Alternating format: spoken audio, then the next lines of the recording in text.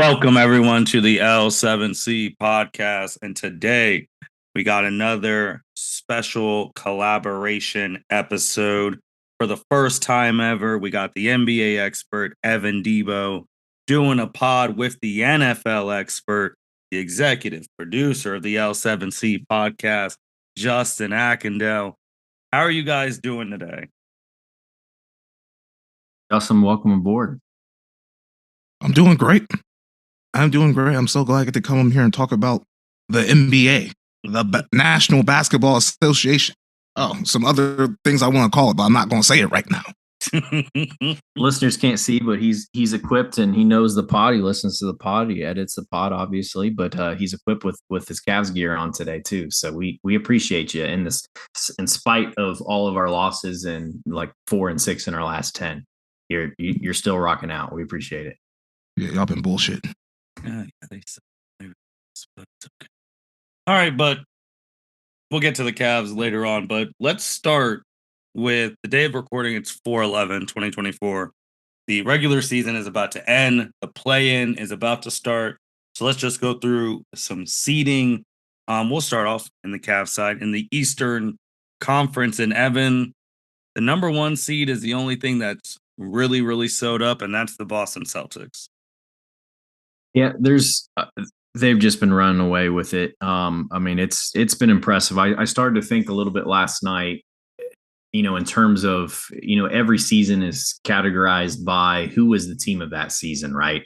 So, I mean, you think back to the Prime Warriors run, you think about, the 70 win team, with the Warriors, like that was defined by that season. But I don't know that I've seen a team that is able to turn it on and blow out teams as often as they do, like by 20, 30, 40 point spans, like we have with the Celtics this year. I mean, the record isn't, up close to 70, but I mean, they've had a few hiccups here and there. They've blown a few late leads. I mean, the Cavs have taken them for a spin. There's been the Hawks, with the DeJounte Murray game recently and recent weeks too. But yeah, they're running away from it. And then again, it's all about seeding. Your 10 teams are locked in on both at this point because the bottom basement dwellers, 11 through 15 in the East and West, are all taken out.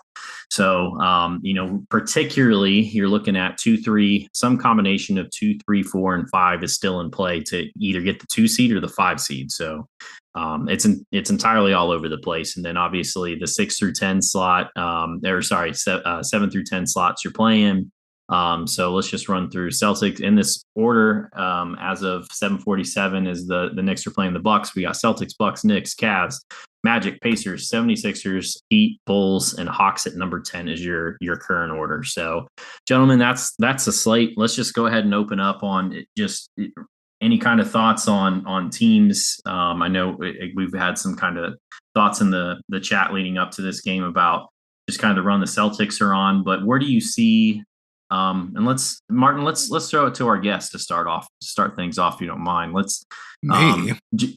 Justin, where do you see, looking ahead at kind of the seedings, where you think things are going to go, particularly with 2, 3, 4, and 5, because they're all entirely bunched together. One might be able to argue the Bucks probably are going to end up sticking out there, but obviously the Chris Middleton injury right now, or not Chris Middleton, the Giannis calf piece right now is something where you're like, maybe it's not such a cakewalk for them. But where do you see kind of those things settling in here over the final 3 or 4 days of regular season? Man, speaking of Giannis, when he was running up that court and fell down to his knees and started grabbing the back of his ankle, Achilles area, oh my God, I almost shed a real nigga tear. I almost cried. I thought it was the Achilles, but it's a calf strain, so we're good there. About 2 to 3 weeks, which means he's going to probably miss some games in the first round. So that's not good for Milwaukee, but I still think they lock up the 2 seed regardless. I can't remember their last 2 games, but I still think they get the 2 seed. The real thing that we need to worry about, who's going to get that 3 seed, because the 3 seed I think is pivotal. You'll be able to avoid Boston and potentially the streaking Sixers if you're that 3 seed until the conference finals. And I think the Knicks are going to lock that up. They play Boston tonight, Brooklyn tomorrow, and then the Bulls on Sunday. And I think the Knicks lock that 3 seed up. The Cavs, the Cavs and the Magic, I think they're pretty much locked into the 4-5, just depending on who's going to get the home court in that series. And the Pacers are going to probably end up being the 6th seed. It's fair. I mean, that's exactly where things are at now. Martin, what are your thoughts? Just looking, Knicks are 47-32, Cavs are 47-33, and then Orlando is 46-34, along with Indiana. I do agree with Justin. If you want the path of least resistance, you want that 3rd seed, especially if Milwaukee does get that 2 seed, because I will be honest. I don't. It depends on who wins. I don't know if Milwaukee's coming out that first game. I'm just gonna be honest. The first series, like they are. We talked about Boston, but Milwaukee is truly gettable. Their defense is not the same that it used to be. Obviously, Giannis got hurt last year, but they still were out, which led to the firings, and now we know where they're at. But I don't see this Milwaukee team going far. So Justin's right. If you can get on that side, they will be out by the second round. Unless they flip a magic switch. And then the way the Sixers are playing, it's potentially going to be a Sixers-Bucks first round. They'll take them out. Yeah, with a healthy Embiid, and Embiid's healthy right now. He had that little break, recovered, and these motherfuckers have been on fire. They'll take them out. Yeah, take them out, and then. Yeah, I mean, I see the Bucks sitting at 2, but I mean, obviously, again, it's I mean, how far are you going to go if potentially you're looking at the Sixers and Heat, and if those are the folks that come in the play-in, and I expect them to over the Hawks and Bulls that are as discombobulated as they are. Bulls on the roster side of things, Hawks with just getting Trey back and whatever dynamic that looks like there. So putting my Cavs hat on here. So 4-6 in their last 10, and I mean it really was 3-7 before last night, where they beat up on a G League or a college team, whatever Memphis is putting. I think it was like Memphis's 53rd starting lineup of the year so far. I mean, they've just a team rattled with injuries. You could start a playoff team with the folks that are on their injured reserve right now. But so putting my Cavs hat on. So they have obviously they're watching the Knicks Bucks tonight. They have Indiana tomorrow. So that is the tiebreaker game. So currently, so if the Pacers win, they have the tiebreaker of the Cavs if they end up with the same record. So obviously they don't want that to happen. Cavs win, they're in a really favorable position, and then you end on Sunday with Charlotte. So that should be hopefully a winnable game, and then you'll have a better understanding heading up to that Sunday game how the rest of the league went with things. But for the Cavs, I mean, they're not entirely ruled out of the 2 seed yet. They're not ruled out of if things go really bad, they could be down in the play-in. Honestly, I mean, one would think they would pick up one of these next 2 games, but we've seen it all. That West Coast road trip was atrocious, getting blown out in Denver, blowing the 26-point lead to the Clippers with 6 minutes to go in the third quarter on Sunday, losing to the Lakers on Saturday.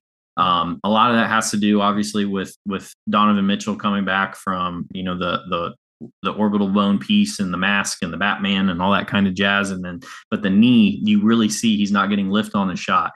He's not attacking the basket as much as he could. We saw hints of it last night, but I want to say I'm just cautiously optimistic that I think a lot of that has to do with the fact that he was playing such a poor team and was just, I mean, they're giving him free run to go to the hoop for stuff. So, I mean, he didn't necessarily need to have that explosiveness, but for Cleveland to do anything, we know it starts with Donnie. It starts with Donnie as orchestrator, and then I mean it's the same old same. Is can JB pull it off, because he gets out coached often, whether it's out of bounds plays, whether it's again just third quarter adjustments, whether it's lineups. When the Cavs were on their onslaught, where they had won, as many games as they did in a row, they had won 18 of 20 at one point.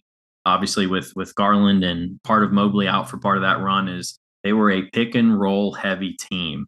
It'll be interesting to see, like, are they doing 40 chess right now and they're really waiting to unleash that for the playoffs? Is there some other tweaking that they can be done? I thought the other night, is this a conversation where, instead of staggering one guard and one big with what they have, could you go a really small lineup with no bigs on the floor, and you have George Niang or something at the 5 just for shooting, and you just hope you outscore people. So there's a lot of moving pieces. I mean, again, the Cavs aren't crossed off from 2. They're going to land somewhere between 3, 4, and 5. I mean, obviously, the higher seed, the better in terms of who you're going to end up playing. Potentially is coming out. The Sixers, I think we want nothing to do with the Knicks after how they beat us down last year. So, Martin, thoughts on the Cavs? Where do you think things are going to land in the East?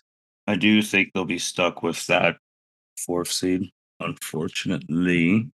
With them, it's very interesting too, because they're going to get to a point at the end of the year where if Donovan Mitchell doesn't sign an extension, they're going to have to trade him. Oh, absolutely. Which, obviously, because, the fan base that says they can get everyone at any time with no assets. The Lakers, they have nothing for Donovan Mitchell, so he's not going over there. But they're going to have to trade him because you don't want to walk. You can't walk away. You can't just have him walk away and get nothing.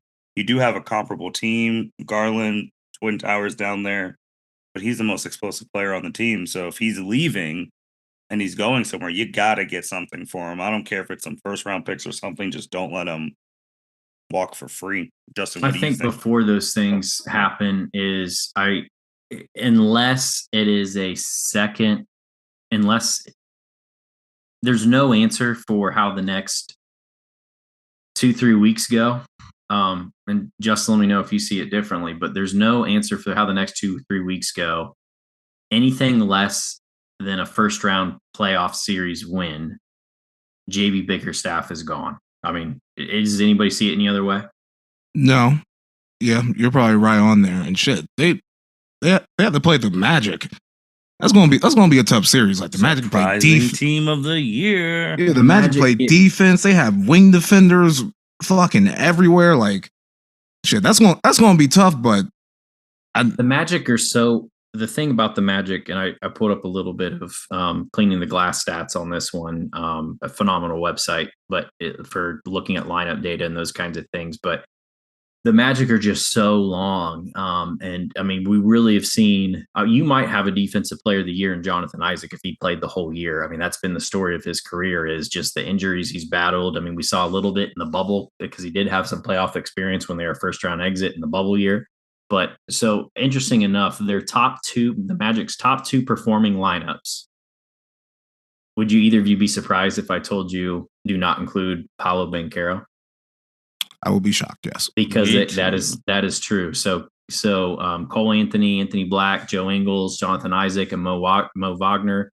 And then if you swap out Anthony Black for Franz Wagner, and now granted, much smaller sample size from their starting lineup, but we're still talking lineups that have 140 some minutes minimum threshold between the two. But those both do not include Paolo Banchero. Actually, it looks like they're top 3.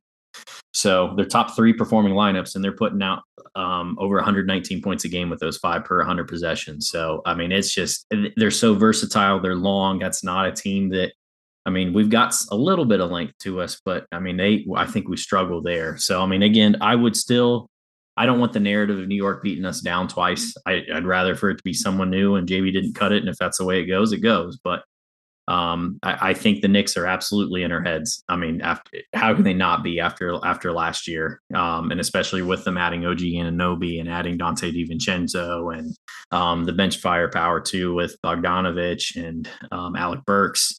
So, I mean, we'll see how things play out, but I mean, it's going to come pretty fast and furious. We're going to know essentially by the end of Sunday or Monday, essentially where the seeds are at. So, it's not been nearly as optimistic since the Cavs came back from the All-Star break. It's been sub 500 ball, and it's been tough to watch a lot of nights. Evan, who would you want?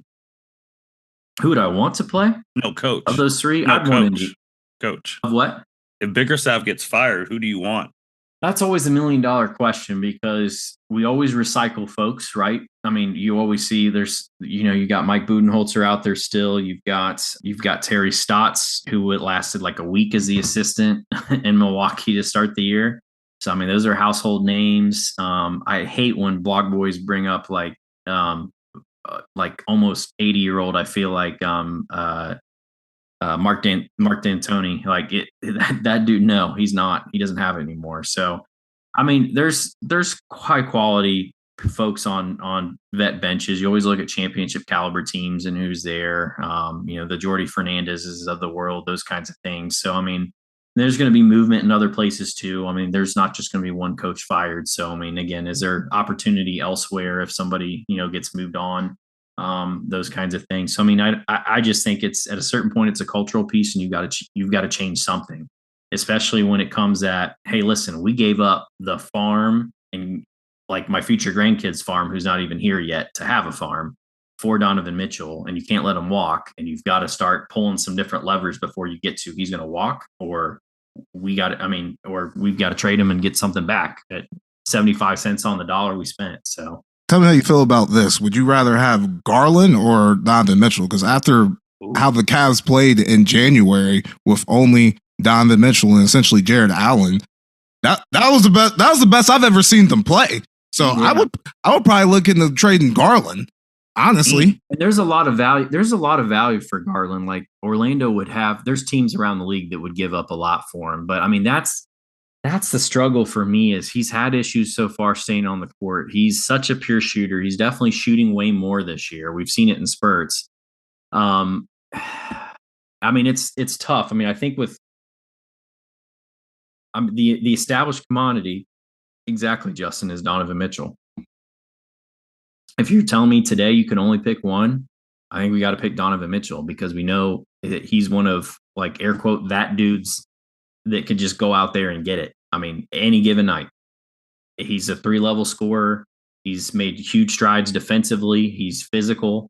Obviously, you missed that with Garland just based on his size and, lack of strength and those kinds of things. But Donnie has been ruthless this year defensively when he has played. The steal numbers are up. The block percentages are up. I mean, relatively low for guards, whatever. But, I mean, I think I would put that. I mean, that gives you potentially some wiggle room to go out and find, a quality wing that you want. I mean, I don't think that's an easy decision. And, what if you go that route and then Donnie sticks with you a year and says, I want to move on? Then you're back in lottery conversation potentially. So, but Martin, what do you think to Justin's question? I think it's a good one. It is a good one. I mean, if you go off the performance of January, you can get more for Garland. I mean, Cavs have their first round pick this year to attach to something if they want to do some roster shakeup. I think they've got a lot of repetitive. So let me do the inverse on the Cleveland Cavaliers here. So their top offensive efficiency piece. It's definitely lower tier, but it speaks to what Justin talked about from January. Can you guys name the 5 players in Cleveland's highest performing offensive lineup? Well, Justin already named 2, Mitchell and Allen. Mitchell and Allen are in there. Yep. So who's the 3? Mitchell, Allen, Strus. Yep. Who's the other 2? Damn. Okoro? No, he's number 2. He's in the second highest performing. Is it LeVert? It is Karis LeVert. No. And the last one, Mero? America's favorite accountant, the real Dean Wade. Oh, Dean. Hey, Dean Wade hard. That's interesting. Shooter. He is something ruthless defensively, though. I mean, I feel like that's an aspect this team has sorely missed. And there's some weird lingering stuff that's like he had 2 games off for personal reasons, and then they said something about a knee, but we heard nothing about it. The guy's been gone for weeks and weeks with no update. It's kind of like, when we signed as a backup point guard, Martin, help me out. What's his name? Who's been on the Pine the entire year. One moment. Never even played. We signed him as a backup. Oh, one moment, because I was looking up another stuff. Ty Jerome. Yeah, Ty Jerome has not played a single game. It's just been this mysterious ankle injury for the entire year. So he's just riding the pine. So, I mean, again, there's a lot of pieces. I was optimistic from what I saw out of Donnie last night. Again, it was against the Grizz, so you got to take that with a grain of salt. But I mean, there'll be a little bit of break before the All-Star game, or not the All-Star game, before the NBA playoffs, to see if he can get that knee a little bit better. But again, I mean, if you're a first round exit, I mean, it's wholesale change time. We've had 2 years last year we should have gone further than what we did. JB's done. Martin, do you want to flip it west? One moment before we flip it west, because we will not be on until after these games are done. So currently, this is as of recording, playing spots are Sixers, Heat, Bulls, Hawks. Justin, what two teams do you think are coming out of the East playing? Heat, Sixers. Evan? I'm sorry? What teams do you think are coming out of the playing? The Heat, Sixers, Bulls, or Hawks? Who's coming out of the play-in? Yeah, I don't think it's the Bulls and Hawks. I mean, I think it's Heat and Sixers. I mean, like Justin said, with the run that Embiid's on. I mean, he took a rest game off, I think, in one of the last six. But yeah, the 5 games he's played, just monstrous. I like some of their newer additions with stuff. I think finding Kelly Oubre off the scrap heap, huge addition this year. Tyrese has been afforded the shots, the reps, the rhythm to be that guy. Since James left, and they've got some solid vets and bodies that have been in proven playoff games. Your Nick Batum's, as well. So I mean, and I like the solid backup big. For whatever reason, Paul Reed wrecks the heck out of us when we play them in Cleveland. So I mean, they've got Joel is a force that can take them to the East Finals. I think absolutely, no doubt. Now going to the West, want to throw this first to Justin. Which teams do you think pose any threat to the reigning defending NBA champions, the Denver Nuggets? Oh man, it ain't fucking many. If we're being completely honest, I mean Denver has been on a absolute roll since the All-Star break. Number 1 in net rating, I believe, since the All-Star break. It's either them or Boston. So they've been like that. I think Minnesota, when they get Towns back, will be able to give Denver some resistance. Got some bodies to throw at Jokic. I don't think the Thunder will be able to do anything with the Lakers. Maybe with Anthony Davis if they get an opportunity to play them. But I think it's honestly Minnesota that will be the team that can knock out Denver. And Minnesota gave Denver their hardest series last year. They took them to 6. Evan, do you agree with Justin? Minnesota probably the toughest team for Denver-wise in the West? Oh yeah, absolutely. I think they've got the length for bodies to throw. They don't have by any means the 1 through 5 that the Nuggets have, but I think they've got the right pieces. Anthony Edwards is making the right leaps at the right time. I think they absolutely are a formidable opponent. I mean, I don't necessarily see anybody else, up and down that has the sustained firepower. I mean, I know Kawhi's been out a little bit with the Clippers, but I mean, they were frisky when they were healthy and rolling. And I mean, there's absolutely some good teams. I think, Suns, Mavs, Clippers, I think could easily take 2 games, whether they take a series from them or not. Yeah, I don't know them that far. Suns ain't doing shit against them. The Suns are not making it past the first round. If they even make it to the first round, they are terrible. I am fed up.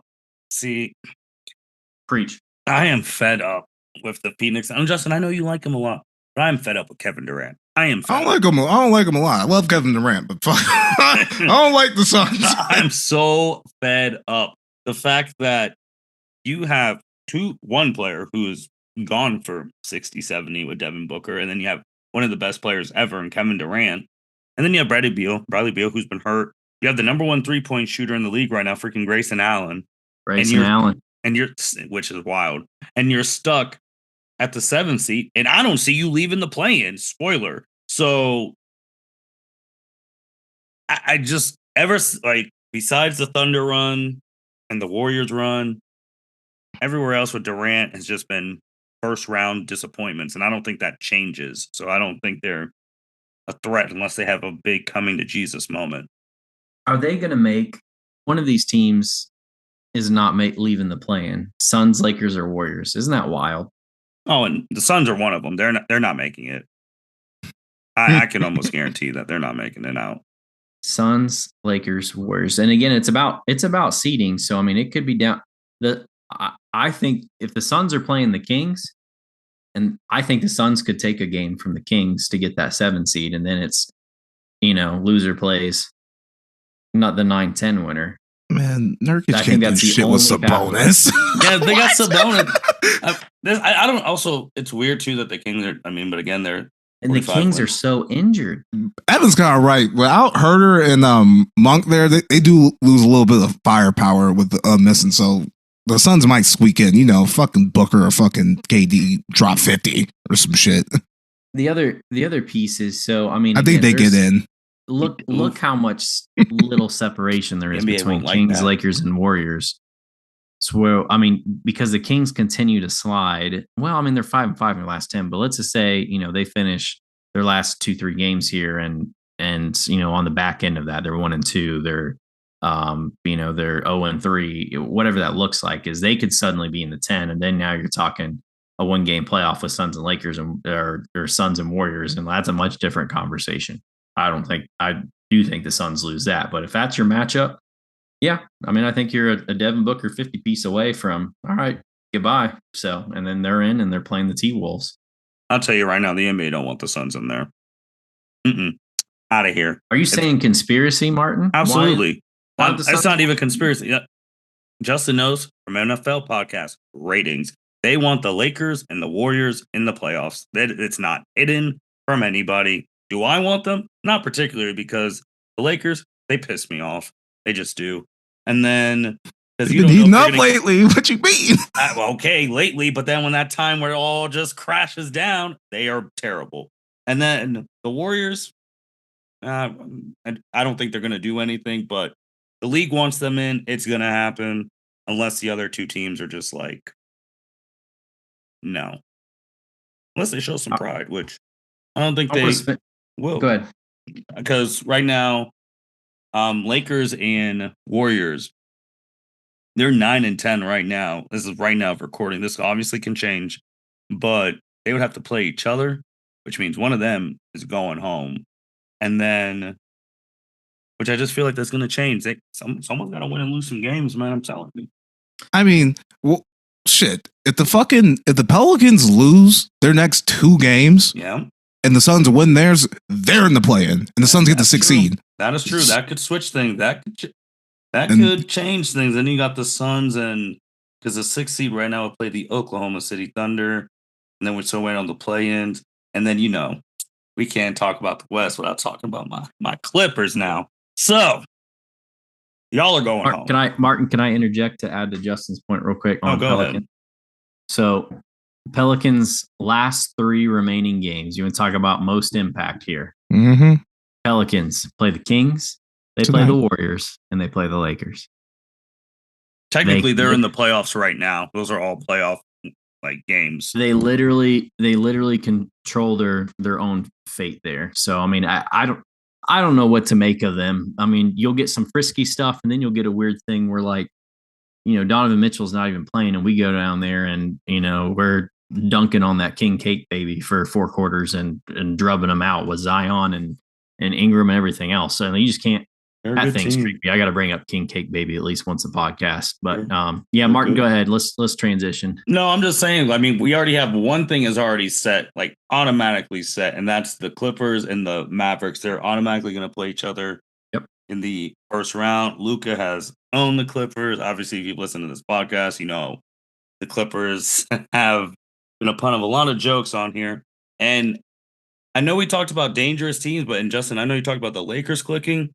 Luka and Kyrie right now, I don't think anyone in the West wants to play them. Is this the part where we give Kyrie his flowers? Are we saying that? I'll give him his flowers. Kyrie been going the fuck off. What are you talking about? He's been going Kyrie fucking Irving. I know he can be woozy sometimes. I know he doesn't like to show up to work, but when that man's engaged, he's one of the best in the league. One of the best closers in the league. He gets busy, and you put him in a first round series against the Clippers, the paper clips. They're going home. They're going home, like fucking Martin just said. No, they're going home, and I'll say they're going home in 5. They're going home. Oh, Oh, they gonna get their ass beat like that? They are. They're going home at 5. I ain't gonna do that to. Yeah, I am 5. The Mavericks have been eating like since Yeah, they traded for Gafford and PJ Washington. They started playing defense now. Like, and a lot that of people team dangerous. Thought they overpaid for Gafford, and he's been so vital to the rotation. And I mean, we can go on and on. Dante Exum was out of the league. Like, he couldn't make it as the Cavs like 3rd or 4th string point guard and was like out of the league. And he has found a great home in this rotation right now with Jason Kidd, and he's been phenomenal too. So I mean, whether it's Gafford, whether it's the emergence of that, whether it's, I mean, a year ago we were talking about them tanking the play-ins and I went off to on keep them. their seed. It was deserved. It was deserved. I mean, to willfully tank. I mean, is sports betting were sports betting? Did we have sports betting at the end? Yeah, it was at the end of like that new year, the beginning of 2023. So I mean, but shit, that got them Derek Lively though. They got him Derek Lively. Got him and that was a helpful piece too. But the Kyrie piece has been phenomenal. I mean, I will never see a better handler of the basketball in my entire life. I mean, we've seen the documentaries, we've seen the interviews. You know, growing up with the broken backboard, and he knows all angles to every angle there possibly could be. I mean, he's such a wizard with the basketball, such a gifted scorer, and he's been committed this year, and we've not seen that since his Cavs days. I mean, every walk he's done, there's been something with the Nets, there's been something with the Celtics. You know, again, it's his last year with Cleveland. You know, he was like, listen, trade me or I'm gonna have knee surgery. I mean, that's literally what it was, why we traded him to Boston. He was out on Cleveland in that 2018 run. I mean, we have not seen a committed Kyrie like this in 7 or 8 years. And I mean, they are a dangerous team. Luka can absolutely, with more minutes and not rest, and you know, it's win or go home for a series. He could do 40, 10 and 10, 40, 11 and 10, any 7 games he wants. He's a freak. They're scary. I think they do dispatch the Clippers too. I mean, if that's your game, I dispatch them. Oh, out of here. I'm trying. The Clippers would have to really do something. Like, you would need like Toronto Kawhi to convince me they're not going home. Yeah, I don't think we're going to see that. Yeah, can we talk about OKC a little bit? Absolutely. I love the Thunder. Is there, and I'm going to tease a little bit the awards section. Is there a Coach of the Year candidate out there that you would put above Mark Dagnall right now? Joe Mazzulla. Look what it's Joe Mazzulla. Yeah, there's a good case there. I think for me, Joe Mazzulla walked into, hey, here's the 4 Lamborghinis, just make it work. Oh, by the way, we're giving you Kristaps Porzingis right now. You still got to manage the locker room pieces, but the Thunder, you know, were a 40-some win team last year, but to be competing right now, I mean, they still could potentially get the 1 seed if things bounce a certain way. I actually have with all the young pups they have. I have a different one. I think he's a brilliant basketball mind. I think he's absolutely up there. Joe Mazzulla, I don't think is a bad take by any means. If my vote, I would take Mark Dagnall with what he's done with the Thunder. Hold on. I got one. All right. I'm sorry. No, I honestly, because I'm tired of them going under the radar, I'm giving it to Jamal Mosley. Okay. I'm giving it to the Orlando Magic coach. No one thought the Magic would be what they are now. They just gave him the bag. I did. If you look at my FanDuel, I did. Well, you were on get to that in a second. I want to hear your takes. I didn't know you had them being the 4th seed, close to the 4th seed in the East. Well done. I had them win the Southeast Division. I had them overtaking Miami. So that would put them close to yeah. I mean, that's where I'm going. Like, that's another interesting piece for the tiebreaker with the Magic is. I think it's split right now, but how the rules go are if the Cavs and Magic in with the same record and you're looking at like who would have home court and who's not, the rules go to whoever's won more division games, and the Magic will have won the division and won more division games. So it's like comparing apples to oranges because we got to play, you know, 2 other folks versus they get to beat up on, you know, the Hawks and Hornets for their division. So, but I mean, that's another wrinkle there too. But no, I think Jamal Mosley is certainly worthy. And then just going to the it's not Thunder JV Bickerstaff. with with the Thunder too. I have been disappointed with them recently. Obviously, SGA's been hurt, but they were losing. But in theory, they might have gained more in losing than winning because now that they've dropped to the 3rd seed, they would play whoever the 6th seed is, who I think they could beat the Pelicans. I do think if it's Phoenix, they could beat Phoenix. And it's almost like Justin's thing when he was talking about the Eastern Conference. If they're the 3rd seed, that means you avoid the Denver Nuggets, and then Thunder can beat Minnesota and vice versa. So then you have an easier path to the Western Conference Finals as a young team. Because if they were playing Denver, they were getting packed up. So,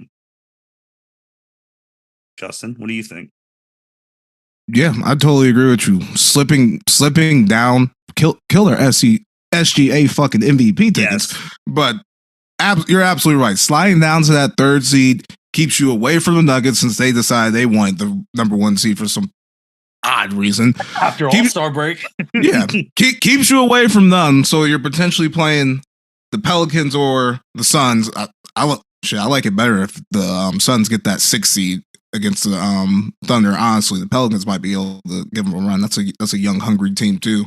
And then potential 2nd round matchup with the Timberwolves. So yeah, I agree with that 100%. 3rd seed's the place. 3rd seed's the place to be for everything you guys just said. I mean, again, you could be potentially playing Warriors, Lakers, as your reward, air quote, for if you were to close the gap and get the 1 or 2 seed. Like, I'm a young team. I want to keep on the forefront of progress and win games and get my team some playoff reps. And yeah, 3's a seed to be. I mean, if I'm Denver and those guys too, although Denver, I mean, they want to talk their talk and walk their walk with LA. So if they would absolutely welcome another opportunity to they to hate them. Guys out. They hate them. They do hate them. I mean, it's apparent they do hate the Lakers, and it's kind of vice versa. But when AD said at the beginning, we play them again, and then you haven't beat them this year, like I mean, they're so deep. I just don't understand what you do against Denver when they're locked in. But with the T's and stuff too, Evan, which you brought up with the Coach of the Year and stuff like that, and talking about Denver. The Most Valuable Player Award, the MVP. Most of the year, it was quiet. Like, no one was really, before at the beginning of the year, it was Embiid. It was Embiid's to lose because he was just going off. But then he also got injured because of the games requirement. He's not eligible for it anymore. Yada, yada. Then there was talk about Jason Tatum, best player on the best team, something all of us who've been watching basketball since early 2000s, late 90s, we all know about. And then finally SGA got some national publicity, like, oh, maybe he should be NBA, especially when they were number 1 seed in the West. But then they've slipped. He got hurt. And then the games before he got hurt, he was not playing well. And then you have Luka, who's just been a bomb. Going the fuck off. Yeah, all year. I saw something. He has the highest ERA right now in NBA history at this point in time. So, but then quietly, like Justin said, because there was a time before the All-Star break, the Nuggets were like the 4th seed. And then they were just like, okay, as Justin always says, after All-Star breaks, when they take it serious, we're going to take it seriously from 4-1. Joker's an overwhelming favorite to win the MVP as of right now, betting odds-wise. Joker's probably going to win, but if the voters did the Michael Jordan, LeBron James argument, we don't want to give him too many of these too many times, who do you think should win MVP? If they do the Jordan-LeBron argument on Jokic. Justin, go ahead. It's honestly tough between SGA and fucking Luka, man. Like, it is so goddamn hard. I mean, Luka is leading the league in scoring. I'm pretty sure he leads the league in assists, and if he's not, he's like 2 or 3 too. Like, the man is unbelievable. Who's leading in assists? Tyrese, yeah. So I remember now. It's Tyrese, and then either Jokic or Luka. Yeah, I got you. It's Luka second. Luka second, which is wild. So he's second in the league in assists, and then SGA, he's just so consistent. the clear-cut best player on this team when he wasn't playing, they weren't really winning as well. It's so fucking tough. I said in group chats, if Luka can get the 4th seed and they host that playoff series, I think he should win it. I've flipped onto Luka bandwagon for the MVP. Sorry, SGA, but you know, I know you're going to drop 30 points every single game, but the rest of the numbers just aren't there. This is so tough because of where everybody is at this year. I feel like this is one of the most challenging years where you can make arguments like, whereas before, like, listen, here's our 3 guys. We know who our 3 people are in contention for right now. I feel like that number is like 4 to 6 right now. You can make healthy arguments, but the core of what I wanted to ask the group before I just take my stab, because it's a stab at this point. I mean, there's a lot of good ways it could go. I don't disagree with anything Justin said so far. With Luka, but is best player, best team dead this year? I mean, that really used to be the thing from like 2000 to like. So Tatum right now is at 27, 8.2, and 4.9 assists a game, a steal a game, and 0.6 blocks or something like that. He's shooting from the field 37% from 3, 47% from 2. But I mean, again, you can make these arguments. Look at Giannis, 30 points, 8 boards, 6.5 assists. Like, it's not best team, it's second best team in the East.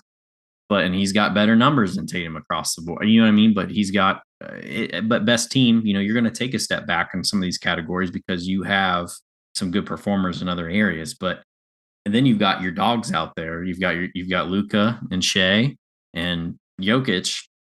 I mean, just continuing to put up stuff. At one point this year, Jokic had better numbers than his MVP seasons before.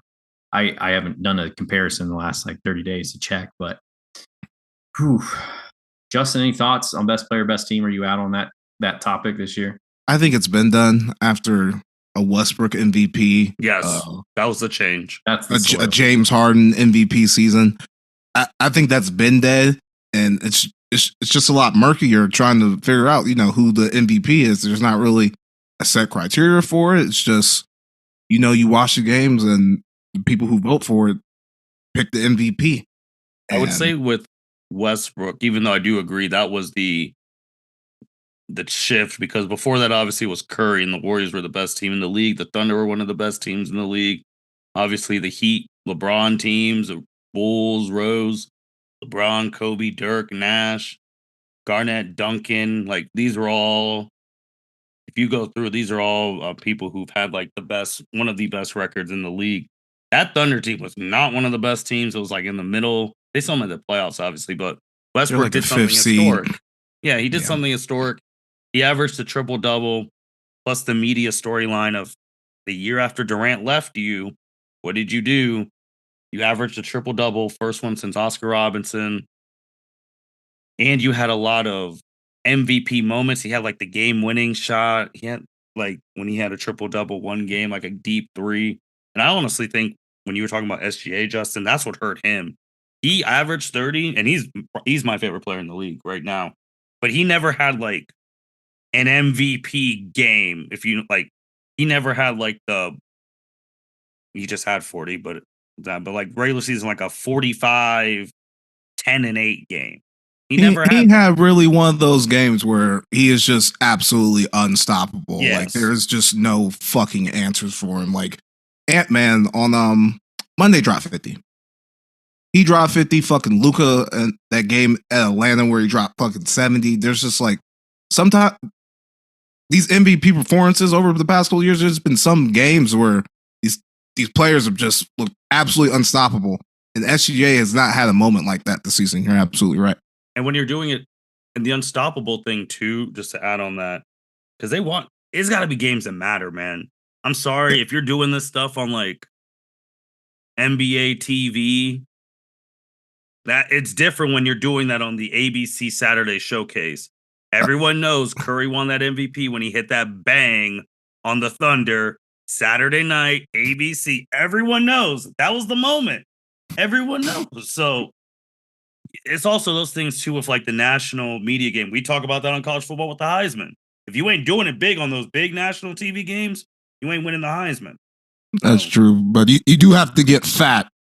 So the winner, you got to get fat off the shitty teams. You do have to get fat off the Washingtons of the world, the Trailblazers of the world, the Utahs of the world. Like that just what it is. You can't be putting up stinkers against those dog shit teams. That is true. You're right. It's a combination. Russell's 2016-17 NBA MVP season, he averaged 31, 10, and 10. Luka this year is at 34, 8.4 and 9.2 and 9.8. I'm saying this nigga Luka's going the fuck off. It's crazy. It's like so. And I'm more mad too. You shade off barely half, like or 0.2 of an assist and 0.8 of a rebound, and he's added 4 more points a game. I'm just more mad if he didn't get hurt. Joel would have been back to back because he was going crazy. He was on a tear. For me, it's between Luka and Shea.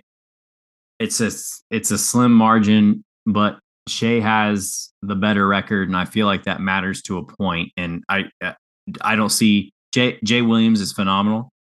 J Dub's phenomenal, but he's not Kyrie Irving. So there is still some of that piece there too. It's splitting hairs. But if, like Justin said originally, if the Mavs climb up to like a 4, I think I got to switch it. I think it's Luka. I mean, really, I think those are your 2 options. And I think voters are going to be, we're tired of Jokic is good. We've already given him his flowers. And the media does what they always do. And that's why LeBron's only ever won 4 in 21 years. I mean, but Jokic is taking negative money on the sports books. Well, it's negative money. Jokic is going to win. We're saying if they get fatigue with him. Because we're saying if the media gets media fatigue, who would we pick? Jokic is going to win, but media fatigue. Yeah. Now, I mean, financially, because I put at the beginning of the year, SGA would be great, but I agree with Justin, man. I really do. Like and the record, right? Winning matters a lot to me as a person. So, but still. I feel like SGA and them were just on the decline when he got there. And then Luka's just been rising up at the right time. But that's just me. And then I do think next year, if Boston wins the title this year, Tatum will win MVP next year. If Boston wins the title this year. Especially if he gets finals MVP. It's fucking theirs to lose, man. Yeah. I mean, so that's where this MVP one's caused a lot of conversation amongst the media and all that. It's going to be very interesting because when Jokic wins it, that would be 3 in 4 years. We have not. No, I don't think there's any. LeBron won back-to-back in 9, 10. Then Larry Bird in the 80s. Yeah. 3 straight. This is absurd. Like, you know what? It's deserved, man. Fucking Jokic is unbelievable. He's unfucking believable. You can't do shit with him. Like, when that man has a healthy team around him and he is the centerpiece of it, there's literally nothing you can do. I watched that Lakers series. All those games were fucking close. AD was playing out of his mind. He was. Ridiculous. Like, the man, when Jokic is engaged and he is focused, no one can stop that man. No one can stop that man. And shit, he can have 10 points and absolutely dominate the game. It is utterly insane. At center. At fucking center. Yeah, I'm looking. Yeah, because you're right, Matt. You're right. Larry Bird was the 3 and 4 years. Yeah, because Jordan had. Yeah, because even Jordan had a back-to-back, but then not 3 and 4 years. Who took it from him in that year he didn't get it? Who, Michael or Jokic? Oh, no, I was talking about for the 3 and 4 years for Larry Bird. Well, Larry Bird had 3 straight.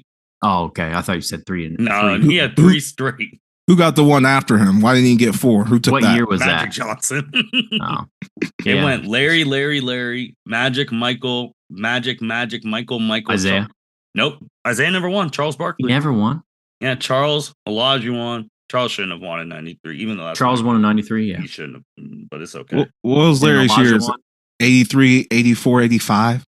84, 85, 86 for Larry Bird. Yeah, 84, 85. 6. Yeah, then Olajuwon won, then David Robinson, then Michael, then Karl Malone, then Michael, then Karl Malone, then Shaq, AI, Tim won 2 straight. Our guy KG, Nash, Dirk, Kobe, LeBron, bros, LeBron, Durant, Curry, Westbrook, and we know the rest. Harden, Giannis, Jokic, Embiid. Hey, when Jokic does win, big man's still winning though. The big man's still taking over. He just wants to go. He just wants to go ride his horses, though. Oh, he will not be in this league that much longer. And then he also doesn't care. Yeah. And he also he gives these niggas absolute buckets, terrorizing the league, and he don't even give a fuck. Oh my god. He treats it as a job. Like it's just a job. Like I come to work, I do this, and like Evan said, I go with my horses. Well, most of these players treat this shit like a job because they don't want to fucking play. Because I don't like to go on my job either. And if I got paid for staying at home, I'll do the same thing. Defensive player of the year. Make a case for anybody other than Wembanyama. Well, what used to be defensive player of the year? Since we're talking about MVPs, when I used to think of defensive player of the year, it was someone like Tony Allen. I could put you on someone, and you're putting them on cuffs. Mm-hmm. I don't think that's the same anymore. A wing player could win DPOY. I mean, Marcus Smart, I think was the last one. I mean, again, he could put someone on some cuffs. Yeah, but it's just like, who's putting people? I haven't seen a perimeter player put someone on cuffs this year. And I think the odds had when I looked at the odds before we got on here, Rudy was minus 2,400 on FanDuel. Yeah, Wemby ain't getting that shit. Like Wemby should. I think Wemby should. Like you watch the game with Wemby, niggas are scared to shoot around him. Like if he's around, you throwing up something funky. Like they have not even dealt with that type of length ever. So Rudy Gobert, the most overrated player in the league. What? I don't think he's over. I do not like the man who started COVID, yes. But I don't think he's overrated. Like he does. Like I think he's earned his way back a lot this year based on where the record's at and everything else. He is still a force in the paint. People still value that. They still have to account for that with the size. If you asked me last year, the answer is yes with the contract and everything they gave up. But I still think they overpaid, absolutely. But I feel like it's more justifiable because of what he's been able to do this year. So if he wins again, that would be 4 times defensive player of the year, which is wild. He's an anchor down there, man. He's an anchor. The last non-post player outside of Marcus Smart to win defensive player of the year, no cheating if you have it up. Guard? Wing player. Wing player? He won the wing. Ron Artest. A non-post player. Ron Artest. Kawhi Leonard, 15 and 16 back-to-back. I went way back. I went to 2004. I skipped a whole... I feel like that was an easy one.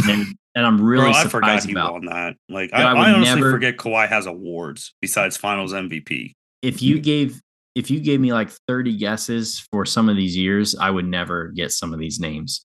2007, Marcus Camby with the Nuggets. Never would have guessed that. Tyson Chandler with the New York Knicks. Yeah. Melo, J.R. Smith, Iman Shumpert years. Ben Wallace, we get Meta World Peace in 04. Yep. Ben Wallace won it 4 times. He's 02, 03, 05, 06. Those teams were tough. And then Dikembe and Alonzo take you back to 2000. Wow. So that said, I mean, I think Wembanyama is just such a freak, man. Just such a freak. You just can't account for that length. It sneaks up on you. It blocks jump shots. It's something else, and I think he's fully deserved it in his first year. I think there's some. I still think there's some people, Martin, and I'm going to be biased for like they'll probably say he didn't play enough minutes to kind of qualify, but like Isaac Okoro, I think deserves some second team all defense consideration because that's a guy. Hey, go sit on Kyrie tonight. Go sit on Dame tonight. Night in, night out, and he is a pain. He will lock them up. I got a dark horse that I know won't get it. Jalen Suggs. That man, you put him out there, and he's guarding the best wing player every single night. Jalen Suggs, excellent defensive player. He ain't going to win, but he's definitely all defense this year for sure. I don't have anything to add to. Haley Van Lith is voting for him, by the way. That's wild. That's I learned that this week that Haley Yeah, that Van they're Ness and together. Jalen Suggs is a thing. Mm-hmm. Who's because we already talked about coach. What about six man of the year?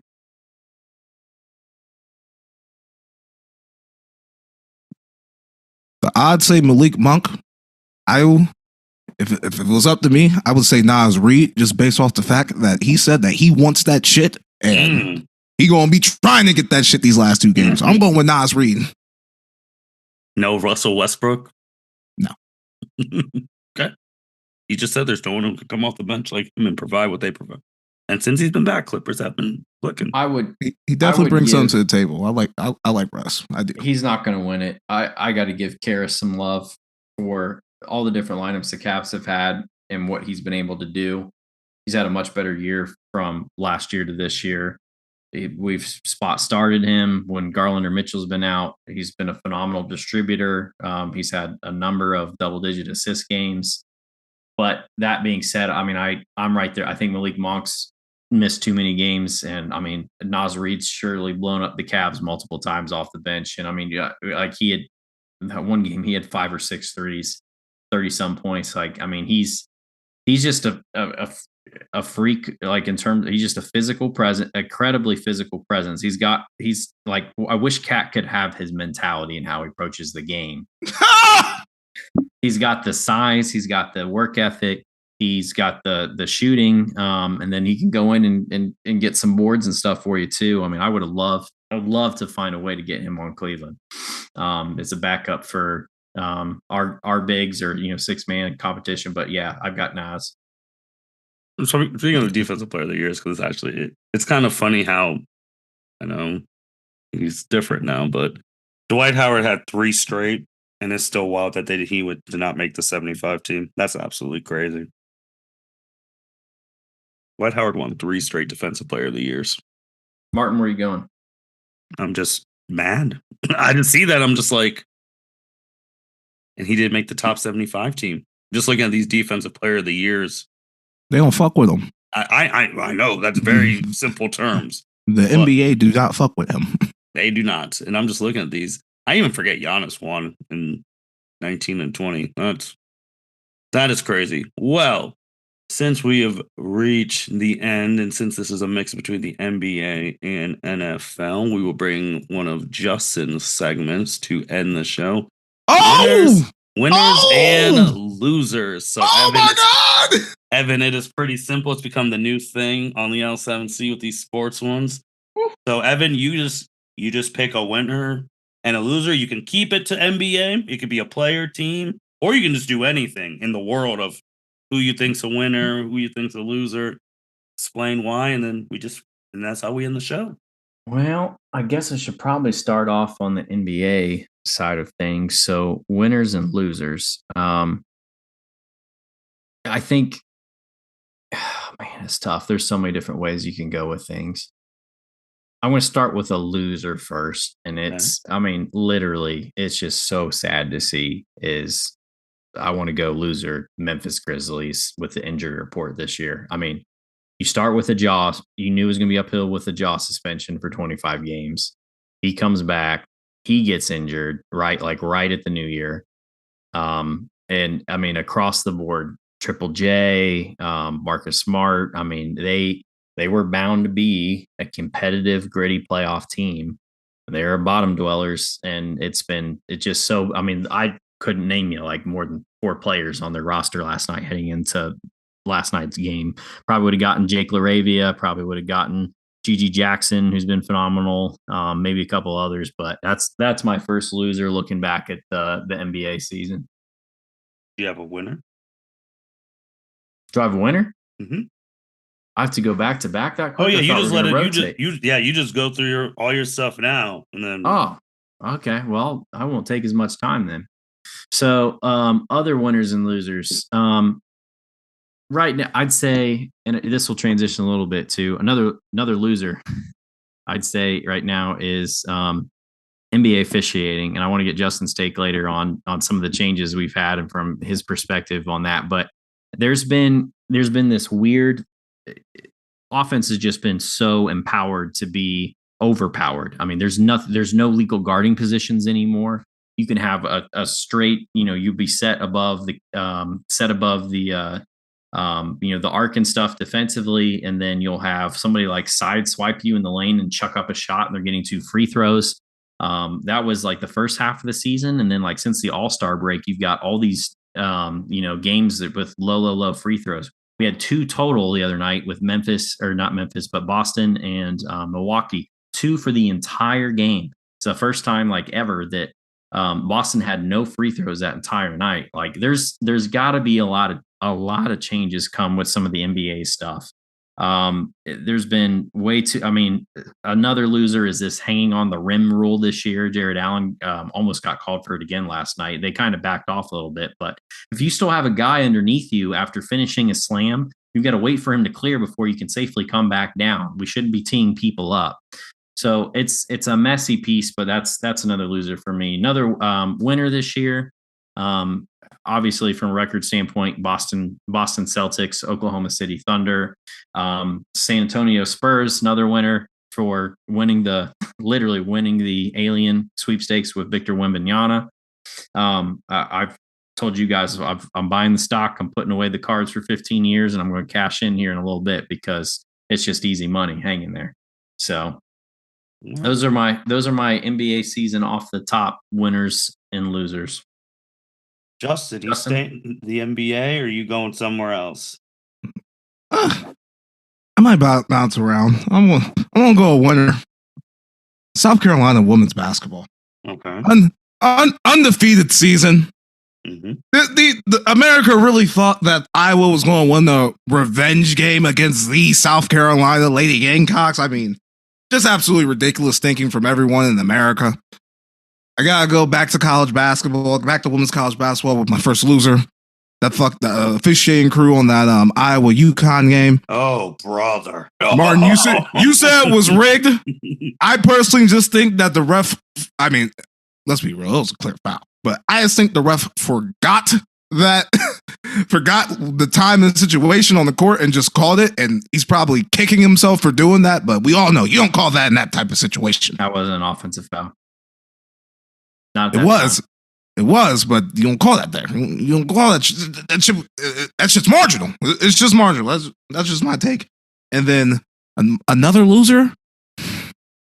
I gotta go with Jalen Green.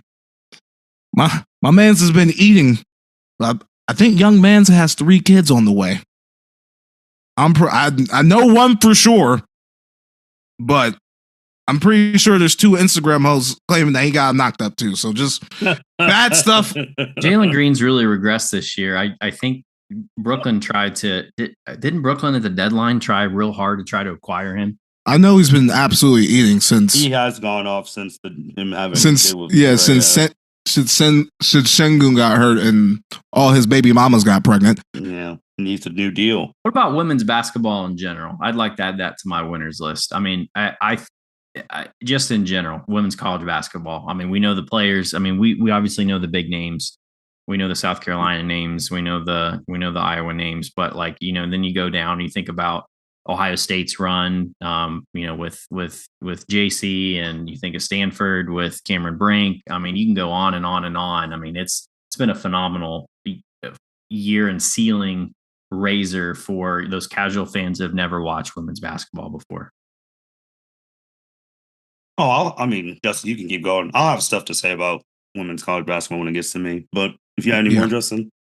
Yeah, one more. Last one, Luka Doncic. We already talked about him this entire podcast, but he's been incredible. All right. Man, I might just stay on women's. It's been a while. So one of my losers, and I'm going to steal this from Gilbert Arenas, and you also, since we brought up, Haley Van Lith is the prime example of what happens when you chase an NIL bag and then your overall stock decreases. When she was at Louisville, she was an All-American, took that team to the Elite Eight.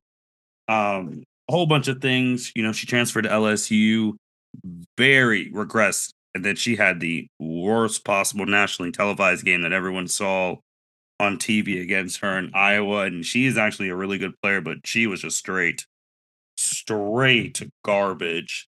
And now she is in the transfer portal again. I've already told Buckeye fans we do not want her here, especially since we have the third person in the ESPN Top 100 coming to Ohio State as a freshman. So we don't want her here, and I don't know what Haley's about to do, but it's her decline. It needs to be just really seen. Another winner, because it'll be a bit until we do this podcast. Paul Triple H Levesque. Oh, He got to full WrestleMania control. First time, no Vince, no nothing. And WrestleMania speaks for itself. Be on the lookout for the review of that podcast, but he did a phenomenal. That should have been ending, this though. week. Yeah, I mean, he's had a great week. And then to go on the women college basketball thing. So, what Evan said, everything's been this year, obviously higher visibility, things of that nature. And to Paige, what I call Paige Bucket, they asked her, because she's staying because she got the COVID and the injury year, about like next year. And she had a very great quote about she hopes next year, basically calling out ESPN, follows more women than just putting all their focus on like a Caitlyn type thing, which I agree, because Evan named the people, and a lot of these people have been in here for years. I mean, Caitlin Clark is not a sophomore; she was a senior, and she just brought on the national scene as a junior. And obviously, Paige is still there. Juju Watson's going to be a sophomore coming to the Big Ten, so that's exciting. There's going to be a lot of great women, so I do hope that ESPN doesn't just fall into this pattern, which they do with the NBA at times, of actually following all the different top tier women now and not when they are seniors. Because just for example, do either of you know who Dionysia Fair is? I do not. All right. Dionysia Fair is a young woman who started her career a year before Caitlin Clark, 2019, because of COVID years, all that stuff. And her career ended 2024 too. You guys do not know her at all. And she is third all time in scoring in women's college basketball. She reached that this year. Got zero publicity. I might have seen that. What school? Syracuse. I remember the name now. Mm-hmm. In the same year where they could have been showing both of these climbs, because they both were climbing together. And she got zero pub. So that's just one. And she was third team. Yeah, she was a third team All-American. And she was invited to the WNBA draft. It's going to be a top pick. So that's one of the type of things that the game needs to focus on. And then, that's really it. This was fun. Oh, one more loser. NBA players, quit crying about people being mad at you about betting. Just stop it. Like, it's not going to change. People are going to be mad. You're getting paid millions. Let's just let it be. Sure. Justin, a year and a half into sports betting in the state of Ohio, what's your approach to? It's a random Tuesday night. Here's the NBA slate. Like, what have you? Are there any kind of trends or thoughts that you have, or like lessons learned as you've gotten into it, like here locally?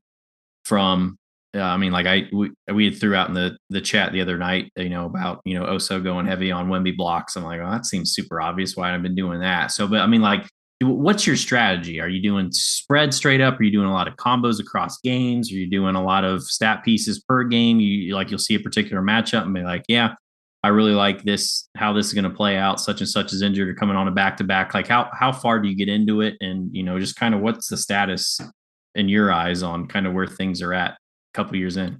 Well, betting this shit every goddamn day makes you want to kill yourself. It is It is ass. You don't know who the fuck is playing. There'd be late scratches, all that shit, especially like March and April. Oh, the shit's fucking dog wash. But don't bet this weekend when teams are potentially tanking. Oh man. Yeah, like it's the bitch. But I like to look a lot. I take a lot of sides and a lot of totals. I like to look at duplex spots. So like when a team, like two teams play in one city, and then the same two teams playing like a different city or in the same spot. I like to like in that second spot of the duplex, take the team that lost, because typically two teams back to back don't win like that. But yeah, little things like that. Getting the bets in early, trying to get the best of the number, because these NBA games, like they set the lines the night before, and by the time you wake up in the morning, the shit could move a couple points every single time. Then by game time, the shit could be wild. So yeah, just like looking at the shit early, trying to figure out where the trend is, figure out where the sharp action is going to, and just riding that wave. What are you, a FanDuel, DraftKings? What are you? Use them all. FanDuel's primarily mine, but I struggle with, like you said, you want to catch if there's some action on a team early, like you said, when they set the lines the night before. But like you can't, they'll hide players until like 2 hours before the game. You can't bet on anybody till you get much closer. Like that's my only major hiccup with a lot of these with basketball. So I mean, but like the line will be set.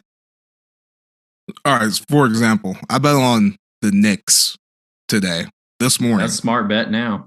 Yesterday, they opened as underdogs, and I got them -2.5. Shit like that. If I would have been able to, if I bet them last night, took Knicks money line last night, I could have got plus money on that. And how much are they up by right now? They were up 15. Now they're up 23. Okay. And the Celtics aren't resting anybody. Oh, they're not? Full minutes for everybody. Porzingis, Brown, Tatum, they're all playing. Wasn't expecting 23. Wasn't expecting that they were going to have everyone healthy. Yeah, they definitely are. But yeah, literally shit like that. It didn't fuck me. But example, like that game right there, all the Celtics are playing. I would have felt a lot better if I bet on the Knicks last night instead of this morning. But this one's working out for me right now.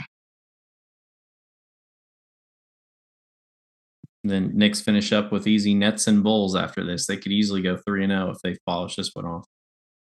Yeah, but I don't think Milwaukee's going to lose out. They showed me something yesterday, beating the Magic without Giannis and Bobby Portis. I mean, not Bobby, Chris Middleton. Bobby Portis went the fuck off. Bobby, he's good. Bucks have Thunder and Magic again. Yeah. That's tough. But now, I think the Thunder are going to try to stay at 3. Honestly, I don't see a reason why they need to win any more games the rest of the regular season. Agree. All right. With that being said, thank you everyone for listening to the L7C podcast. This was fun doing the collaboration with the NBA and NFL expert. The play-in begins next week. Can't wait to see who gets in. We'll see if our predictions are right. And then we'll have the playoffs. So then, with the NBA playoffs starting, we'll be having our playoff reviews, playoff preview episodes. It's the busy season for the NBA podcast. Currently L7C podcast. With that being said, L7C podcast signing out. Thank you for listening to this episode of the L7C podcast. Be sure to like, rate, review, and subscribe to the channel. Follow us on all social media platforms, and we'll be talking to you guys soon. Take care.